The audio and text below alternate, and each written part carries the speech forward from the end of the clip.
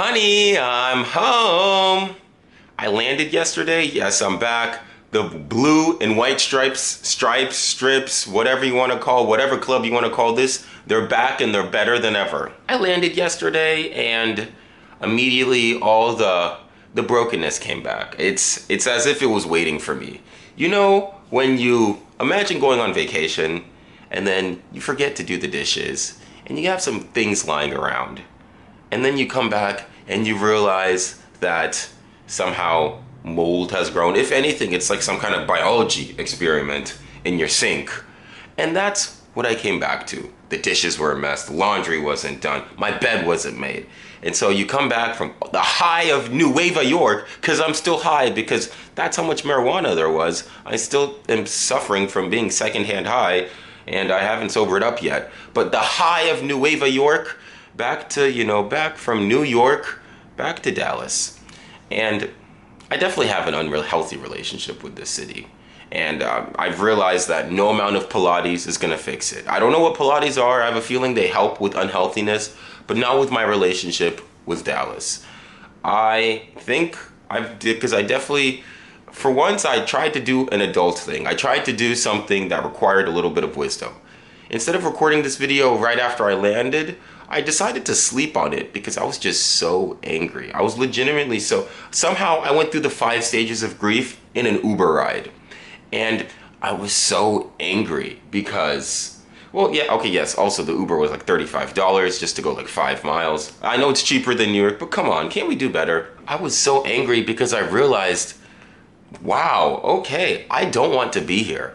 I actually view it like a prison sentence. Like, man, I guarantee you a part of the Diddy trial is that he's gonna have to live in Dallas. That's gonna be one of his sentencing, is he's going to have to live in Dallas. And I feel so sorry. Well, actually, no, I can't really feel sorry for Diddy. If man's guilty, man's guilty. And, that's the way of the law. So, man went through the legal process. So I'm not going to question the legal. But, man, I feel for you if a part of the sentencing is living in Dallas, because I am living that sentence right now. And I didn't even have to go to court. I didn't break any laws, but somehow my sentence from a judge is to live in Dallas. I have an unhealthy relationship with this city because all I think about is leaving. And I think that's one of a marker, I'm not an expert in toxic relationships. Boy's only been in one. But so I've still got a whole lot more to go. So I still have a whole lot more to gain more expertise. I still got to increase my toxicity, and it might happen if I keep staying here. But I don't really know everything about toxic relationships, but I know one marker of a toxic relationship is that you just think of leaving. You just can't wait to go. You just can't. I remember back when I was an accountant, back when I tried to do someone's taxes and epically failed. I remember at the accounting firm, I'd wait 5 o'clock.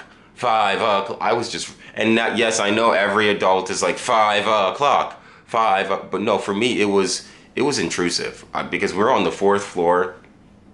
And I'm not gonna lie, sometimes I thought, maybe I believe I can fly, if you get what I'm saying. I would look out the window and I believe I can fly. That's all I'm gonna say about that, when I would look out the window of when I was, back when I tried to be an accountant. But I realized with Dallas, that's all I think about.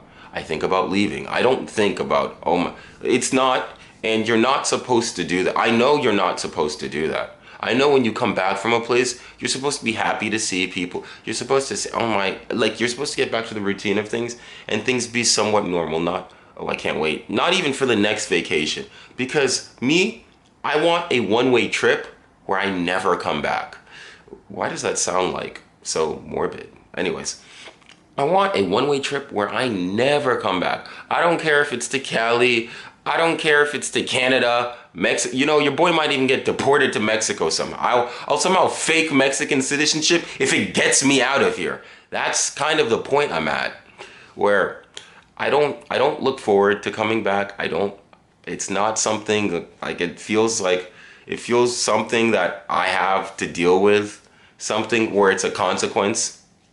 And my dad did nothing wrong. My dad just accepted a job here 13 years ago. That's what he did. He accepted a job here 13 years ago. And 13 years later, I've come to the realization it's time to GTFO, as the kids say. I don't use such language, so I wouldn't know, but I need to do that. It's something that, it's kind of a slow unraveling. And I think that's also a thing of toxic relationships, because you also you gaslight yourself. You say, oh, maybe it's not that bad. Maybe I can stay. Maybe I can do this. Maybe I can do that. Maybe. And then you reach a point where it's like, no, you can't. You can't stay here. You don't want to be here. But then, then you just do this tug of war of staying and leaving. And New York is not perfect. New York has lots and lots of problems. I probably have one more New York City video, or maybe 1,000 more. Who knows how many ideas I have. And New York, I think I was relatively happier in New York, not because of New York City, but because I wasn't in Dallas. Now, obviously, if it was in the winter, I would be in a dilemma. I would be stuck between a rock and a hard place, because I would have to be in Dallas or deal with New York City winter. And I hate the cold. But I don't know if my hatred for the cold is more than my hate. It probably is at this point. At this point, I'll put up with 5 months out of the year, just cooped up in my 200 square foot apartment that's leaking, got mold. Like, I would put up with all of that if it meant not having to be here. And I don't know how I got to this point. Well, I have an idea of how I got to this point. I think for me, I just realized that I wasn't growing. I just kind of was just like, okay, like boom, boom, boom. Like, when's like the next plant? Like, when is the next little fruit or flower that's gonna blossom? Oh, the harvest ain't coming. Man, I guess there's a famine in the land. And I realized that, okay, I need to now go on to greener pastures. Now, I know the grass isn't greener in California, Seattle, in maybe Florida, maybe Nashville. Nashville's a place I'm looking at.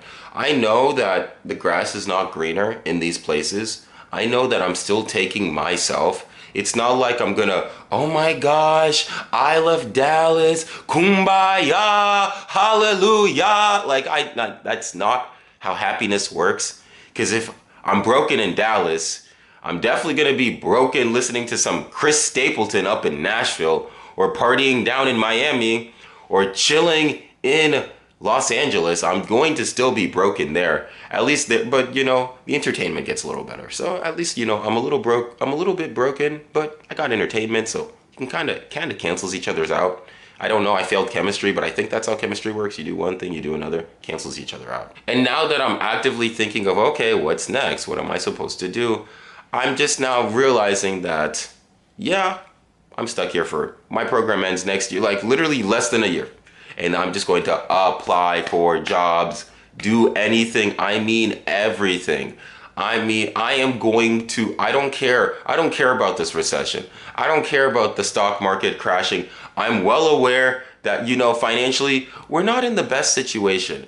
But like John F. Kennedy's family during the Great Depression 100 years ago, somehow they came out on top. If anything, they needed the depression to make them better. And I don't know how you make money in a depression, but I gotta find a way. And that's kind of what I've realized, is that, okay, now that it's over, like New York is over, and I can't just do trip to trip. One of these days, one of these trips needs to be a one-way ticket where I don't come back, because that's the only way where I can be at peace with myself.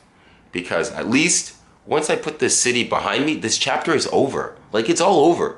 All the BS, all like the job rejection, romantic rejection, social rejection, economic failure, kava, it's all behind me. And then I get to look forward to the next. I get to fail in a new city. Who doesn't want to fail in Nashville? Come on, I could be a country singer. I could be the next big actor. You could see me accepting my Oscar award-winning speech in Los Angeles. But at least I can fail in a different environment. I don't expect to be this big, oh my gosh, I'm gonna be this content creator. No, I'm just gonna have a change of scenery, see what that's about, and then just go from there. And I can't wait. I really can't wait. But I just got to take things one day at a time until the opportunity comes. Thanks for watching this video. If you like, please like and subscribe. My socials will be linked down below or at the end of this video. Thank you for all the new subscribers. Thank you so much.